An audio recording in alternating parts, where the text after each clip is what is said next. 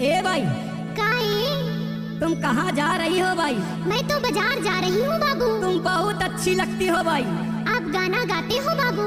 मैं खाना भी खाता हूँ, गाना भी गाता हूँ, कभी भालू भी नचाता हूँ और कोसना भी पीता डीजे हूँ भाई। हीरा बाबू। लेकिन एक बात है भाई, का बात है? तुम बहुत अच्छी दिखती हो भाई, तुम बहुत अच्छी लगती हो भाई। डीजे हीरा बाबू। तोरे चेहरा वो भाई लेवाते परान वो, तोरे चेहरा वो भाई लेवाते परान वो, तोरे चेहरा वो भाई लेवाते परान वो, तोरे चेहरा। आँखी माँ तोरे काजल लागे, गोरे गोरे गाल माँ पाउडर लागे। आँखी माँ तोरे काजल लागे, गोरे गोरे गाल माँ पाउडर लागे। छतियाला मारे पान गोरी वो, तोर चेहरा रे, तोर चेहरा वो। डीजे हीरा बाबू।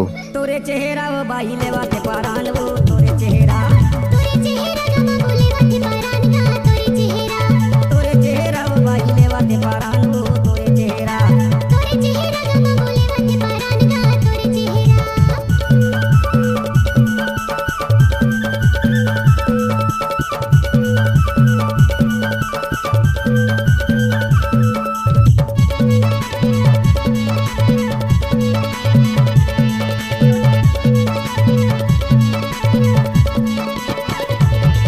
डीजे हीरा बाबू।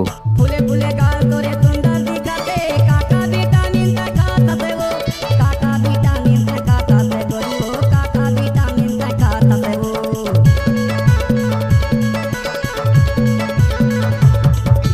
तेही डांगा चिकन चाकन दिखते, काका साबुन तय चुपरत से वो, काका साबुन तय चुपरत से गोरी वो, काका साबुन तय चुपरत से वो, काका साबुन तय चुपरत से गोरी वो, काका साबुन तय चुपरत से वो। नाके माँ तोरे नथनी साजे, होठ माँ तोर लिपस्टिक लागे। नाके माँ तोरे नथनी साजे, होठ माँ तोर लिपस्टिक लागे।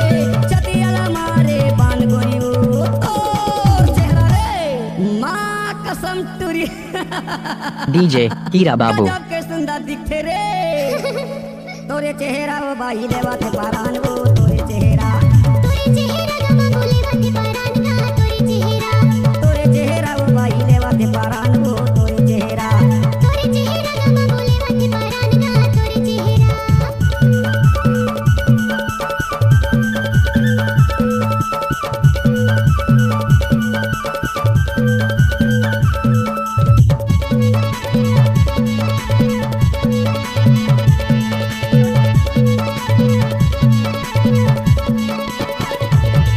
डीजे हीरा बाबू। पीला रंग तोरे साड़ी के अंदर में दिखते गोरा बदन, दिखते गोरा बदन तोरे गोरी हो, दिखते गोरा बदन।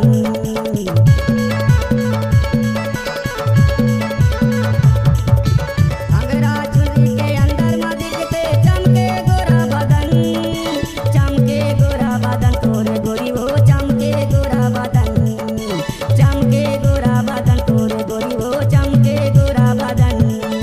पाँव मा तोर महावर लागे, गोरे गोरे हाथ मा मेहंदी लागे। पाँव मा तोर महावर लागे, गोरे गोरे हाथ मा मेहंदी लागे। छतियाला मारे बान गोरी हो, तोर चेहरा रे डीजे हीरा माँ बाबू। कसम गजब के सुंदर दिखते रे।